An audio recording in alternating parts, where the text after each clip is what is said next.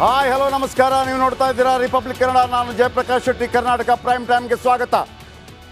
ಮುಂದಿನ 1 ಗಂಟೆ 10 ನಿಮಿಷಗಳ ಕಾಲ ಹಲವಾರು ಸುದ್ದಿಗಳನ್ನು ತಂದಿದ್ದೀನಿ. ಅದರಲ್ಲಿ 2 ಪ್ರಮುಖ ಸುದ್ದಿಗಳು. ಒಂದನೇ ಸುದ್ದಿ ಕನ್ನಡವೇ ಸಾರ್ವಭೌಮ, ಕನ್ನಡಕ್ಕೆ ಇಷ್ಟು ಪರ್ಸೆಂಟೇಜ್ ಇಡಲೇಬೇಕು ಕೆಲಸಗಳಲ್ಲಿ ಅನ್ನುವಂತಹ ನಿರ್ಧಾರಕ್ಕೆ ಒಂದು ತಾತ್ಕಾಲಿಕ ಬ್ರೇಕ್ ಬಿದ್ದಿದೆ. ಅದಕ್ಕೊಂದು ತಡೆ ಹಿಡಿಯಲಾಗಿದೆ. ಅದನ್ನು ನಂಬರ್ 1. ಎರಡನೇದು, ಇಡಿ ಒಂದು ಪತ್ರಿಕಾ ಪ್ರಕಟಣೆ ಬಿಡುಗಡೆ ಮಾಡಿದೆ. ಅದರಲ್ಲಿ ವಾಲ್ಮೀಕಿ ನಿಗಮದ ದುಡ್ಡನ್ನು ಚುನಾವಣೆಗೆ, ಅದರಲ್ಲೂ ಚುನಾವಣೆಯ ಸಂದರ್ಭದಲ್ಲಿ ಎಣ್ಣೆ ಸಪ್ಲೈ ಮಾಡೋದಕ್ಕೆ ಬಳಸಲಾಗಿದೆ ಅನ್ನೋದು ರುಜುವಾತಾಗಿದೆ. ಅವತ್ತಿಂದ ಇವತ್ತಿನ ತನಕ ಈ ಫೋಟೋದ ಬಗ್ಗೆ ನನಗೆ ಡೌಟ್ ಇತ್ತು. ಆ ಫೋಟೋವನ್ನು ಮತ್ತೆ ಹೇಳ್ತೀನಿ ಯಾಕೆ ಅಂತೇಳಿ. ಬನ್ನಿ. ನಾಗೇಂದ್ರ ರಾಜೀನಾಮೆ ಕೊಡುವಂಥ ಸಂದರ್ಭದಲ್ಲಿ ಒಂದು ವೇಳೆ ಅದು ಭ್ರಷ್ಟಾಚಾರವಾಗಿದ್ದರೆ ಸಿದ್ದರಾಮಯ್ಯನವರು ಸ್ವತಃ ಒಪ್ಕೊಂಡಿದ್ದಾರೆ. ಏನಪ್ಪ ಅಂತಂದರೆ ಅದು ಕೂಡ ಸದನದಲ್ಲಿ 187 ಕೋಟಿ ಅಲ್ಲ, 94 ಕೋಟಿ ಭ್ರಷ್ಟಾಚಾರ ಆಗಿದೆ, ಹಗರಣ ಆಗಿದೆ. ಭ್ರಷ್ಟಾಚಾರ ಅಲ್ಲ, ಹಗರಣ ಆಗಿದೆ. ಹಗರಣ ಮಾಡಿರುವಂಥ ಸಚಿವನ ರಾಜೀನಾಮೆಯನ್ನು ಓರ್ವ ಮುಖ್ಯಮಂತ್ರಿ ಈ ಥರ ತೆಗೆದುಕೊಳ್ಳೋಕ್ಕೆ ಸಾಧ್ಯನೇ ಇಲ್ಲ ಅನ್ನುವಂಥ ಡೌಟ್ ನಮಗೆ ಕಾಡ್ತಾ ಇತ್ತು. ಒಂದು ವೇಳೆ ಸಿದ್ದರಾಮಯ್ಯನಂಥ ನಾಯಕರು, ಯಾವುದೇ ನಾಯಕ ಒಂದು ಭ್ರಷ್ಟಾಚಾರ ಹಗರಣದಲ್ಲಿ ರಾಜೀನಾಮೆಯನ್ನು ಕೊಡುವಂಥ ಸಂದರ್ಭದಲ್ಲಿ ಅಲ್ಲಿಟ್ಟು ಹೋಗಪ್ಪ ಅಂತ ಹೇಳ್ತಾ ಇದ್ರು. ಈ ಥರ ಮಕ್ಕಳಿಗೆ ಪ್ರೈಸ್ ಕೊಡುವಾಗ ಸ್ಕೂಲಲ್ಲಿ ಪೋಸ್ ಕೊಡ್ತಾರಲ್ಲ, ಈ ರೀತಿ ಕೊಡಲಿಕ್ಕೆ ಸಾಧ್ಯನೇ ಇರಲಿಲ್ಲ. ಅದು ನಮಗೆ ಡೇ 1ನಿಂದ ಕಾಡ್ತಾ ಇರುವಂಥ ಡೌಟ್. ಮುಖ್ಯಮಂತ್ರಿ, ಉಪಮುಖ್ಯಮಂತ್ರಿ, ಆಮೇಲೆ ಸ್ವತಃ ನಾಗೇಂದ್ರ, ಆಮೇಲೆ ಜಮೀರ್ ಅಹ್ಮದ್ ಖಾನ್, ಸಗೀರ್ ಅಹ್ಮದ್ ಖಾನ್. ಯಾಕೆ ಅಂದರೆ ಈ ದುಡ್ಡು ಕೇವಲ ನಾಗೇಂದ್ರ ಆ್ಯಂಡ್ ಟೀಮ್ ಹೊಡೆದಿರೋದಲ್ಲ. ಆ ದುಡ್ಡು ಕಾಂಗ್ರೆಸ್ನ ಯಾವುದೋ ರಾಜಕೀಯ ಕಾರ್ಯಕ್ಕೆ ಯೂಸ್ ಆಗಿದ್ದಿರಬಹುದು.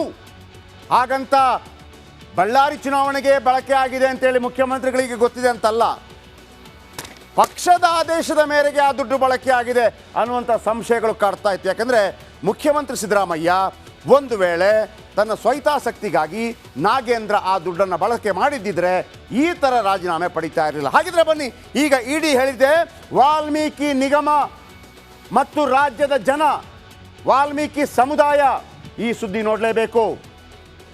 89.65 ಕೋಟಿ ಅವ್ಯವಹಾರದ ಕತೆ. ಚುನಾವಣೆಯ ಎಣ್ಣೆಗೆ, ಚುನಾವಣೆಯಲ್ಲಿ ವೋಟ್ ಹಾಕೋದಕ್ಕೆ ರಾತ್ರಿ ವೇಳೆ ಎಣ್ಣೆ ಸಪ್ಲೈ ಮಾಡ್ತಾರಲ್ಲ, ಅದಕ್ಕಾಗಿ ಈ ದುಡ್ಡು ಬಳಕೆಯಾಗಿದೆ. ಇದನ್ನು ನಾವು ಹೇಳ್ತಾ ಇರೋದಲ್ಲ, ಸ್ಪೆಕ್ಯುಲೇಷನ್ ಅಲ್ಲ. ಇಡಿ ಅಧಿಕಾರಿಗಳೇ ಹೊರಗಡೆವಿದ್ದಾರೆ ಸ್ಫೋಟಕ ಮಾಹಿತಿ. ಇವತ್ತು ಇಡಿ ಒಂದು ಪತ್ರಿಕಾ ಪ್ರಕಟಣೆ ಬಿಡುಗಡೆ ಮಾಡಿದೆ. ಅದರಲ್ಲಿ ಅವರು ಹೇಳ್ತಾರೆ, 4 ರಾಜ್ಯದ 23 ಕಡೆ ನಾವು ದಾಳಿ ಮಾಡಿದ್ದೇವೆ. 4 ರಾಜ್ಯದ 23 ಕಡೆ. ಇದರಲ್ಲಿ ಈ ದುಡ್ಡು ರಾಜಕೀಯ ಚುನಾವಣೆಗೆ ಬಳಕೆಯಾಗಿರೋದು ಪತ್ತೆಯಾಗಿದೆ, ನಂಬರ್ 1. ಮತ್ತು ಎಣ್ಣೆ ಖರೀದಿಗೆ ಬಳಕೆಯಾಗಿದೆ. ಎಣ್ಣೆ ಖರೀದಿಗೆ ವಾಲ್ಮೀಕಿ ಸಮುದಾಯ ಈ ಸುದ್ದಿಯನ್ನು ನೋಡಲೇಬೇಕು. ವಾಲ್ಮೀಕಿ ಸಮುದಾಯದವರು ಈ ಸುದ್ದಿಯನ್ನು ಮತ್ತು ರಾಜ್ಯದ ಇಡೀ ಜನತೆ ಈ ಸುದ್ದಿ ನೋಡಬೇಕು. ಎಣ್ಣೆಗೆ ವೀಕ್ಷಕರೇ ಮತ್ತೊಮ್ಮೆ ಹೇಳ್ತಾ ಇದ್ದೀನಿ, ವಾಲ್ಮೀಕಿ ಸಮುದಾಯದ ಮಕ್ಕಳ ಸ್ಕಾಲರ್ಶಿಪ್ಗೆ ಬಳಕೆ ಆಗಬೇಕಾದ ದುಡ್ಡು, ವಾಲ್ಮೀಕಿ ಸಮುದಾಯದ ಮಕ್ಕಳ ಸ್ಕಾಲರ್ಶಿಪ್ಗೆ ಬಳಕೆ ಆಗಬೇಕಾದ ದುಡ್ಡು ಚುನಾವಣೆಯಲ್ಲಿ ವೋಟ್ ಹಾಕಿಸೋದಕ್ಕೆ ಎಣ್ಣೆಗೆ ಬಳಕೆಯಾಗಿದೆ. ವಾಲ್ಮೀಕಿ ಸಮುದಾಯದ ರೈತರು ಪಂಪ್ ಸೆಟ್ಗೆ ಬೇಕಾದಂಥ ದುಡ್ಡು ಚುನಾವಣಾ ಸಮಯದಲ್ಲಿ ಎಣ್ಣೆಗೆ ಬಳಕೆಯಾಗಿದೆ. ವಾಲ್ಮೀಕಿ ಸಮುದಾಯದ ಬಡವರಿಗೆ ಒಂದು ಸಣ್ಣ ತುಂಡು ಭೂಮಿ ಖರೀದಿ ಮಾಡಲಿಕ್ಕೆ ಇರಬೇಕಾದಂಥ ದುಡ್ಡು ಚುನಾವಣಾ ಸಂದರ್ಭದ ಎಣ್ಣೆ ಖರೀದಿಗೆ ಬಳಕೆಯಾಗಿದೆ. ಯಾರು ಹೇಳಿದ್ದು? ಇಡಿ ಪತ್ರಿಕಾ ಪ್ರಕಟಣೆ ಮಾಡಿದೆ. ಆವಾಗಿದ್ದ ನಾವು ಹೇಳ್ತಾ ಇದ್ದೀವಿ, ಹಾಗಿದ್ದರೆ ಇದು ಗೊತ್ತಿತ್ತು. ಇದು ಚುನಾವಣೆಗೆ ಬಳಕೆಯಾಗಿದೆ ಅನ್ನುವಂಥ ಮಾಹಿತಿ ಇದ್ದ ಕಾರಣದಿಂದಲೇ ಮುಖ್ಯಮಂತ್ರಿಗಳು ಈ ರೀತಿ ಪಡೆದುಕೊಳ್ಳೋಕ್ಕೆ ಸಾಧ್ಯ. ಇಲ್ಲದಿದ್ದರೆ ಸಿದ್ದರಾಮಯ್ಯನವರಂಥ ಮುಖ್ಯಮಂತ್ರಿ ಒಬ್ಬ ಭ್ರಷ್ಟ ಅಥವಾ ಒಂದು ಭ್ರಷ್ಟಾಚಾರ ಆರೋಪದಡಿ ರಾಜೀನಾಮೆ ಕೊಡುವಂಥ ಸಂದರ್ಭದಲ್ಲಿ ಈ ರೀತಿ ಸ್ಕೂಲಲ್ಲಿ ಮಕ್ಕಳಿಗೆ ಪ್ರೈಸ್ ಕೊಟ್ಟಾಗ ಪೋಸ್ಟ್ ಕೊಡ್ತಾರಲ್ಲ, ಆ ರೀತಿ ಕೊಡಲಿಕ್ಕೆ ಸಾಧ್ಯನೇ ಇಲ್ಲ. ಯಾಕಂದರೆ ಇದೇ ಸಿದ್ದರಾಮಯ್ಯನವರನ್ನು ಜನಾರ್ದನ್ ರೆಡ್ಡಿ ಅವತ್ತು ಫೋನ್ ಮಾಡಿ ಅಡ್ಜಸ್ಟ್ಮೆಂಟ್ ಪಾಲಿಟಿಕ್ಸ್ ಮಾಡೋದಕ್ಕೆ ಬಂದಾಗಲೂ ಕೂಡ ಇದೇ ಸಿದ್ದರಾಮಯ್ಯ ಹತ್ತಿರ ಬಿಟ್ಕೊಂಡಿರಲಿಲ್ಲ ಅಂತ ಸಿದ್ದರಾಮಯ್ಯನವರು ನಾಗೇಂದ್ರ ಅವರು ರಾಜೀನಾಮೆ ಕೊಟ್ಟಾಗ, ಭ್ರಷ್ಟಾಚಾರ ಪ್ರಕರಣದಲ್ಲಿ ರಾಜೀನಾಮೆ ಕೊಟ್ಟಾಗ ಈ ಥರ ಪೋಸ್ಟ್ ಕೊಡ್ತಾರಾ? ಇದರ ಅರ್ಥ ಏನಪ್ಪ ಅಂತಂದರೆ ಈ ದುಡ್ಡು ಕಾಂಗ್ರೆಸ್ ಎಲೆಕ್ಷನ್ಗೆ ಬಳಕೆಯಾಗಿದೆ ಅನ್ನೋದು ಎಲ್ಲರಿಗೂ ಗೊತ್ತಿತ್ತು ಅನ್ನುವಂಥ ಸಂಶಯವನ್ನು ಹುಟ್ಟು ಹಾಕ್ತಾ ಇದೆ. ಬನ್ನಿ ಹಾಗಿದ್ರೆ ಏನಿದು ಇವತ್ತು ಇಡಿ ಏನು ಹೇಳ್ತಾ ಇದೆ? ಇಡಿ ಇಕ್ಕಳಕ್ಕೆ ಸಿಲುಕಿ ಮಾಜಿ ಸಚಿವ ಬಿ ನಾಗೇಂದ್ರ ಸಿಲುಕಿದ್ದಾರೆ. 89 ಕೋಟಿ ಎಸ್ಟಿ ಸಮುದಾಯದ ಹಣ ಬಾರ್ಗಳಿಗೆ ಹೋಗಿತ್ತು. ನಾವೇನು ಅಂದ್ಕೊಂಡ್ವಿ? ಬಾರ್ ಮಾಲೀಕರಿಗೆ ದುಡ್ಡನ್ನು ಕೊಟ್ಟು ಅದು ಎನ್ಕ್ಯಾಶ್ ಮಾಡ್ಕೊಳ್ಳೋದು ಅಂತೇಳಿ.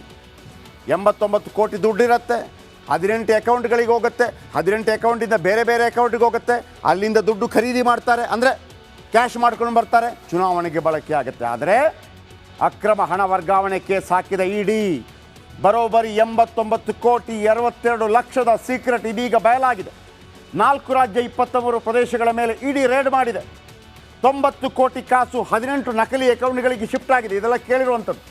ಆಂಧ್ರ ತೆಲಂಗಾಣದಲ್ಲಿ ಸೃಷ್ಟಿಯಾಗಿದ್ದು ನಕಲಿ ಅಕೌಂಟ್, 18 ಅಕೌಂಟ್ಗಳಿಂದ ನಕಲಿ ಶೆಲ್ ಖಾತೆ ಅಂದರೆ ಸಣ್ಣ ಸಣ್ಣ ಖಾತೆಗಳಿಗೆ. ನಿಮ್ಮದು ಒಂದು ಖಾತೆ ಇದ್ದರೆ ಅದು ಶೆಲ್ ಖಾತೆಗಳಿಗೆ ವರ್ಗ ಆಗುತ್ತೆ. ವಾಲ್ಮೀಕಿ ನಿಗಮದ ಹಣ ಚುನಾವಣೆಗೆ ಬಳಕೆಯಾಗಿದೆ ಅಂತ ಇಡಿ ಹೇಳಿದೆ. ವಾಲ್ಮೀಕಿ ನಿಗಮದ ಹಣ ಬಾರ್ಗಳಿಗೆ ವರ್ಗಾವಣೆಯಾಗಿದೆ. ಅದರ ಬದಲು ಕ್ಯಾಶು ತಗೊಂಡಿದ್ದಾರೆ, ಎಣ್ಣೆನೂ ತಗೊಂಡಿದ್ದಾರೆ. ಹಣಕ್ಕೆ ಪರ್ಯಾಯವಾಗಿ ಎಣ್ಣೆ ಕೊಟ್ಟ ಬಾರ್ ಮಾಲೀಕರು ಕ್ಯಾಶು ಕೊಟ್ಟಿದ್ದಾರೆ. ಯಾಕಂದರೆ ಎಣ್ಣೆಗೆ ಬಳಕೆಯಾಗಿದೆ ಅಂತ ಇಡಿ ಹೇಳಿದೆ. ಆ ಮದ್ಯ ಚುನಾವಣೆಗೆ ಬಳಕೆ ಮಾಡಲಾಯ್ತಾ? ಅಷ್ಟೇ ಅಲ್ಲ, ವಾಲ್ಮೀಕಿ ನಿಗಮದ ಹಣದಲ್ಲಿ ಕಾರ್ ಖರೀದಿ ಮಾಡಲಾಗಿದೆ, ಗೊತ್ತಿರುವಂಥ ವಿಚಾರ. ಆದರೆ ಈಗ ಹೇಳ್ತಾ ಇದೆ ಇಡಿ, ಹೌದು, ವಾಲ್ಮೀಕಿ ನಿಗಮದ ಹಣ ಚುನಾವಣೆಗೆ ಬಳಕೆಯಾಗಿದೆ, ಚುನಾವಣೆ ವೇಳೆ ಹಂಚುವಂಥ ಎಣ್ಣೆ ಖರೀದಿಗೆ ಬಳಕೆಯಾಗಿದೆ. ಹಾಗಾಗಿ ಕೆಲವು ಬಾರ್ ಮಾಲೀಕರಿಗೆ ಹಣ ಹೋಗಿದೆ, ಕೆಲವರು ಕ್ಯಾಶ್ ಮಾಡಿಕೊಟ್ಟಿದ್ದಾರೆ ಲಿಕ್ವಿಡ್, ಕೆಲವರು ಎಣ್ಣೆ ಕೊಟ್ಟಿದ್ದಾರೆ. ವಾಲ್ಮೀಕಿ ಹಣದಲ್ಲಿ ಲ್ಯಾಂಬೋರ್ಗಿನಿ ಕೂಡ ಖರೀದಿಯಾಗಿದೆ, ಇದು ಗೊತ್ತಿರುವಂಥದ್ದು. ಸೊ ಹಾಗಾಗಿ ಚುನಾವಣೆಗೆ ವಾಲ್ಮೀಕಿ ಹಣ ಬಳಕೆಯಾಗಿದೆ. ವಾಲ್ಮೀಕಿ ಹಣ ಚುನಾವಣೆಗೆ ಬಳಕೆಯಾಗಿದೆ, ಅದರಲ್ಲಿ ಎರಡು ಮಾತಿಲ್ಲ. ಓಕೆ, ಇನ್ನು ನಾಗೇಂದ್ರ ದದ್ದಲ್ ಮನೆ ಮೇಲೆ ಇಡಿ ರೇಡ್ ಆಗಿತ್ತು. ಇತ್ತೀಚೆಗೆ ರೇಡ್ ವೇಳೆ ಅಪಾರ ಪ್ರಮಾಣದ ಸಾಕ್ಷ್ಯಗಳು ಪತ್ತೆಯಾಗಿತ್ತು. ವಾಲ್ಮೀಕಿ ನಿಗಮದ ಹಣ ಲೋಕಸಭಾ ಎಲೆಕ್ಷನ್ಗೆ ಬಳಕೆಯಾಗಿದೆ ಅಂಥೇಳಿ ಈಗ ಇಡಿ ಮಾಧ್ಯಮ ಪ್ರಕಟಣೆ ಹೊರಡಿಸಿದೆ. ಸ್ಫೋಟಕ ಮಾಹಿತಿ ಹೊರಗಡೆಗಿದ ಇಡಿ ಅಧಿಕಾರಿಗಳು ಎಸ್ಟಿ ಮಕ್ಕಳ ಸ್ಕಾಲರ್ಶಿಪ್ ಹಣ ಎಣ್ಣೆ ಖರೀದಿಗೆ, ಎಸ್ಟಿ ಸಮುದಾಯದ ವಿಶೇಷವಾಗಿ ವಾಲ್ಮೀಕಿ ಸಮುದಾಯದ ರೈತರ ಪಂಪ್ಸೆಟ್ ಹಣ ಎಣ್ಣೆಗೆ, ಬಿ ನಾಗೇಂದ್ರ ಆಪ್ತರೇ ಹಣ ವರ್ಗಾವಣೆಯಲ್ಲಿ ಭಾಗಿಯಾಗಿದ್ದಾರೆ.